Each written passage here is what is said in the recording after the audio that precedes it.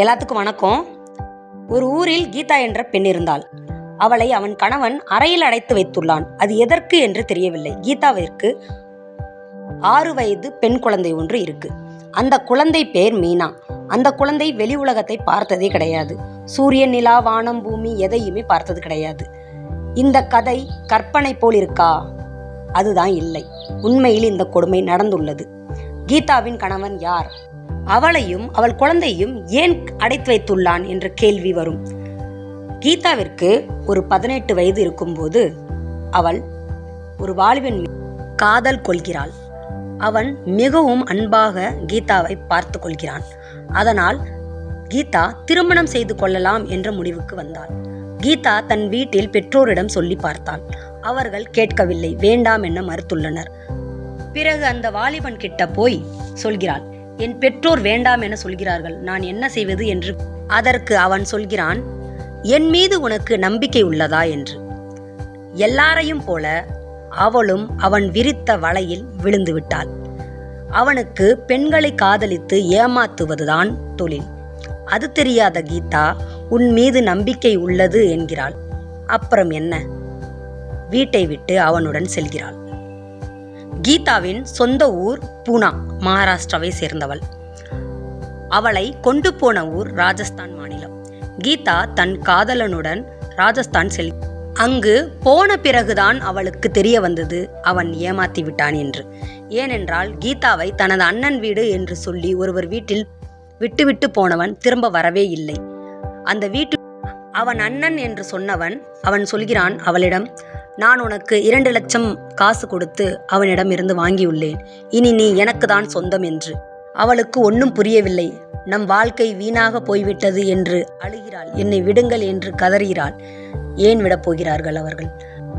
அவளை காசு கொடுத்து வாங்கியதே அவளோடு வாழ்வதற்காக தான், அவளை அடிமையாக்கி வாழ்வதற்காக.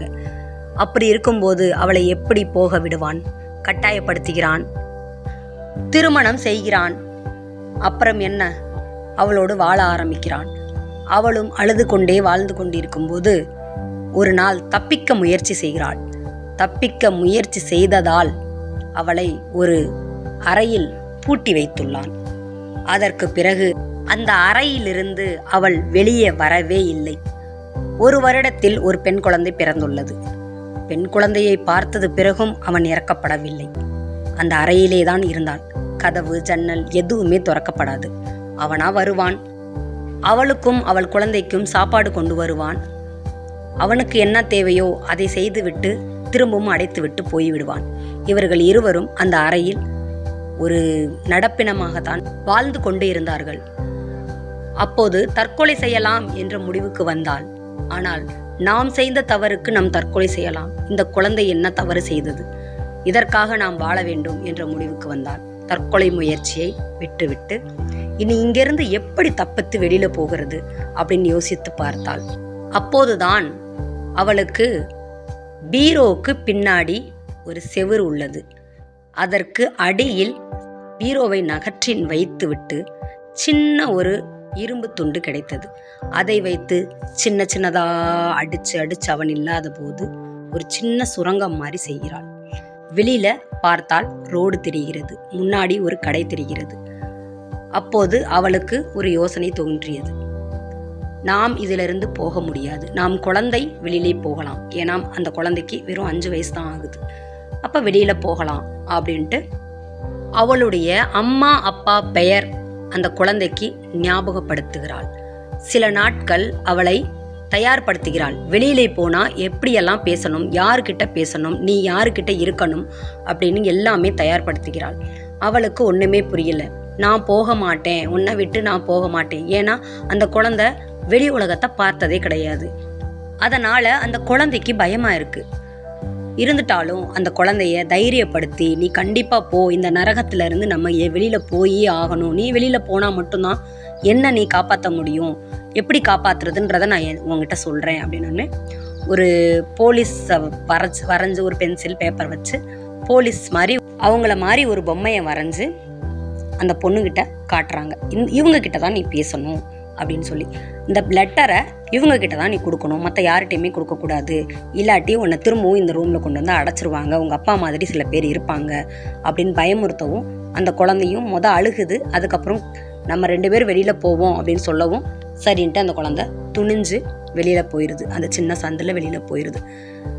அதுக்கப்புறம் அந்த குழந்தை வெளியில் போய்கிட்டு இருக்கும்போது நீ யார் என்ன அப்படின்னு கேட்குறப்ப அந்த குழந்தை யார்கிட்டையுமே பதில் சொல்லலை. அப்போ ஒரு டிராஃபிக் போலீஸு அவங்களுக்கு தெரியுறாங்க. அந்த குழந்தைக்கு டிராஃபிக் போலீஸு வேறு போலீஸு அந்த யூனிஃபார்ம் வித்தியாசம் கூட அந்த குழந்தைக்கு தெரியாது. ஏன்னா அது வெளி உலகத்தையே பார்த்தது கிடையாது, எல்லாமே புதுசாக தெரியுது. அழுதுகிட்டே அந்த குழந்தை போய்கிட்டு இருக்கும்போது யாரோ கேட்டனுமே பயந்து ஓடிடுச்சு. ஓடி மெயின் ரோடுக்கு போயிடுச்சு. மெயின் ரோடுக்கு போனதுக்கப்புறம் அங்கே ஒரு டிராஃபிக் போலீஸ் இருக்கிறாங்க. அவங்க கிட்ட போய் அழுதுகிட்டே இந்த லெட்டரை காமிக்குது. அவங்க அந்த குழந்தைக்கு சாப்பிட்டியா என்ன ஏதுன்னு கொடுத்துட்டு சாப்பாடை கொண்டு போய் போலீஸ் ஸ்டேஷனில் ஒப்படைச்சிடுறாங்க. போலீஸ் ஸ்டேஷனில் அந்த குழந்தைகிட்ட கேட்குறாங்க. அந்த குழந்தை தாத்தா பாட்டி பேர், அதாவது அம்மாவோட அப்பா அம்மா பேரை மட்டும்தான் சொல்லுது, மற்ற எந்த அட்ரஸ்ஸு எங்கேருந்து வந்துச்சு அதனால் சொல்ல தெரியல. அதுக்கப்புறம் தேடுறாங்க அந்த குழந்தை காமிச்ச அந்த அட்ரஸை வச்சு தேடுறாங்க. எங்கே போய் பூனாவில், மகாராஷ்டிராவில், ராஜஸ்தான்லேருந்து போலீஸ் போய் பூனாவில் தேடிட்டு இருக்காங்க. அங்கே போய் தேடி ஒரு வழியாக கண்டுபிடிச்சிட்டாங்க. இந்த குழந்தை யார் அப்படின்றது அவங்களுக்கும் தெரியல.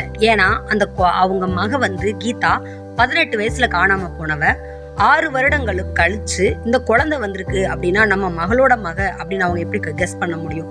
அதனால இந்த குழந்தை யாருன்னு தெரியல, இருந்தாலும் நம்ம வீட்டில் இருக்கட்டும் அப்படின்னு சொல்லி வச்சிருக்காங்க. அப்போ போலீஸ் என்ன சொல்றாங்க, டிஎன்ஏ டெஸ்ட் எடுத்து பார்த்துடலாம், இந்த குழந்தை உங்களுடைய பேத்தி அப்படின்னா உங்க டிஎன்ஏ கண்டிப்பாக மேட்ச் ஆகும் அப்படின்னு சரின்னு சொல்லி பிளட் டெஸ்ட் எடுத்து பண்றாங்க, டிஎன்ஏ டெஸ்ட் பண்றாங்க.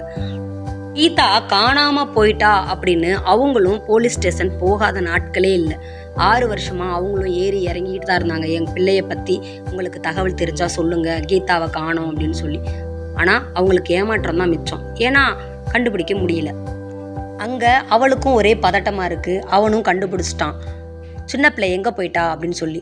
இருந்துட்டாலும் அவள் சொல்லவே கிடையாது. அவனா கண்டுபிடிச்சி பீரோவை நகர்த்தி பார்த்துருக்கான். இந்த சுரங்கத்துலேருந்து அனுப்பிவிட்டியா நீ இந்த ஓட்டையிலேருந்து அப்படின்னு சொல்லி அடின்னு அடிக்கிறான். ரொம்ப அழுகுறா, கதறா. நானும் இங்கே கஷ்டத்தில் இருக்கேன், என் பொண்ணு என்ன செய்கிறாளோ தெரில, உண்மையிலே எங்கள் அம்மா அப்பாட்ட போய் சேர்ந்துட்டாளா, வருவாங்களா நம்மளை காப்பாற்று அப்படின்னு ஒரு கேள்விக்குறி. இருந்துட்டாலும் ஒரு நம்பிக்கை, கடவுளே என்னை காப்பாற்று, என் குழந்தையும் காப்பாற்று அப்படின்னு சொல்லி வேண்டா. அதுக்கப்புறம் ஒரு வழியாக டிஎன்ஏ டெஸ்ட்டு ரிப்போர்ட் வந்துருச்சு. ரிப்போர்ட் வந்தோடனே பேத்தி அப்படின்னு தெரிஞ்சு போச்சு. ரொம்ப பாசமாக பார்க்குறாங்க. அதுக்கப்புறம் அந்த குழந்தைகிட்ட அன்பாக கேட்குறாங்க, அப்பா எங்கே இருக்கிறாங்க, அம்மா எங்கே இருக்கிறாங்க, நீ எங்கே இருந்த? அந்த குழந்தை ஆப்போசிட்டில் இருக்கிற ஒரு கடை பேரை மட்டும் சொல்லுது. இந்த கடை பேரை அம்மா சொல்லிவிட்டாங்க அப்படின்னு சொல்லி. அதுக்கப்புறம் போலீஸ்கிட்ட சொல்லி ராஜஸ்தான் போகிறாங்க. பூனாவிலேருந்து ராஜஸ்தான் போய் அங்கே போய் எல்லா இடத்துலையும் தேடி கண்டுபிடிச்சி அதுக்கப்புறம் அங்கே பார்க்குறாங்க. அதுக்கு முன்னாடி ஆப்போசிட், அந்த கடைக்கு முன்னாடி ஆப்போசிட்டில் என்ன வீடு இருக்குது அப்படின்னு கண்டுபிடிக்கிறாங்க. பூட்டு போட்டிருக்கே, எப்படி உள்ள ஆள் இருப்பாங்க, இருந்தாலும் நம்ம பார்ப்போம் அப்படின்னு சொல்லிட்டு உடச்சி உள்ளே போய் பார்க்குறாங்க. அந்த பொண்ணு உள்ளே இருக்குது, கீதா. எப்படியோ கண்டுபிடிச்சிட்டாங்க. கண்டுபிடிச்சி கொண்டு போய் அவங்க அம்மா அப்பாட்ட ஒப்படைச்சிட்டாங்க. அப்போ தான் அவளுக்கு உயிரே வருது. இதையும் போலீஸ் பிடிச்சிட்டு போயிடுச்சு, தண்டனை கொடுத்துட்டாங்க. இவளும் அவங்க அம்மா அப்பா கூட சேர்ந்துட்டான். அந்த குழந்தைய வளர்க்குறதுக்காக இனிமேல் நடந்ததெல்லாம் மறந்துட்டு நல்லா புதுசாக ஒரு வாழ்க்கை ஆரம்பிப்போம் அப்படின்னு சொல்லி அவங்க அம்மா அப்பாட்ட மன்னிப்பு கேட்குறான்.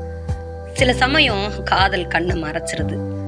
யாரு என்ன, அவங்க பேக்ரவுண்ட் என்ன, அவங்க எந்த மாநிலத்தை சேர்ந்தவங்க, அவங்க எப்படிப்பட்டவங்க, அவங்களுக்குன்னு ஒரு ஃபேமிலி இருக்கா, அந்த ஃபேமிலி உண்மையான ஃபேமிலியா அப்படின்னே தெரியாமல் பார்க்காம இவ்வளோ பெரிய சிக்கலில் மாட்டி உயிர் போகிற நிமிஷத்தில் ஒரு ஐடியா தோணி எப்படியோ கடவுள் புண்ணியத்தில் ஒரு சின்ன நம்பிக்கை இருந்ததுனால தப்பிச்சு வந்துட்டாங்க. ஆனால் எல்லோருடைய வாழ்க்கையிலும் அப்படிலாம் நடக்காது. ஸோ முடிஞ்ச வரைக்கும் ஷார்ப்பாக இருக்கணும், கவனமாக இருக்கணும், தன்னம்பிக்கையோடு இருக்கணும். எப்பயுமே நல்லதை நினைப்போம், நல்லதே நடக்கும். நன்றி, வணக்கம். இந்த கதை கற்பனை அல்ல, உண்மையிலே ரியலாக நடந்தது தான். அதை சொல்லணும்னு தோணுச்சு, அதனால தான் சொல்கிறேன். அந்த பொண்ணோட நம்பிக்கை தான் கடைசியில் ஜெயிச்சு எப்படியோ வந்துட்டாங்க. எல்லாருக்கும் அந்த மாதிரி நல்லது நடக்காது.